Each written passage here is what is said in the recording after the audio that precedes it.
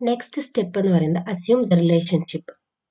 അതായത് നമ്മൾ linear relationship between X and Y represented by the equation y equal to M X plus C.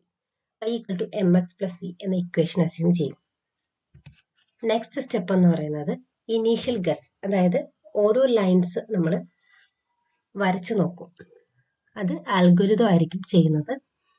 എന്നിട്ട് ആ ഒരു equation use ചെയ്ത് different lines plot ചെയ്തിട്ട് initial guess ചെയ്യും.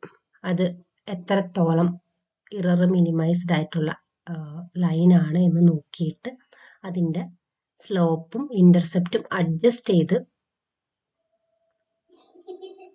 ലാസ്റ്റ് ഒരു ബെറ്റർ ഫിറ്റ് ലൈൻ കണ്ടുപിടിക്കും. Next measure the error.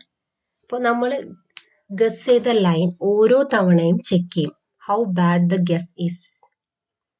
ഇപ്പോൾ ഓരോ തവണയും അതിൻ്റെ ഡിഫറൻസ് നോക്കുന്നുണ്ട്. പ്രെഡിക്റ്റഡ് വാല്യൂസും ആക്ച്വൽ വാല്യൂസും തമ്മിലുള്ള ഡിഫറൻസ് നോക്കിയിട്ട് എത്ര ബാഡ് ആണ് ഗസ്, അല്ലെങ്കിൽ എത്രത്തോളം എറർ ഉണ്ട് എന്ന് ചെക്ക് ചെയ്യും. ആ ഒരു എറർ ചെക്ക് ചെയ്യുന്ന മെഷറിനെ പറയുന്നതാണ് മീൻ സ്ക്വയർഡ് എറർ.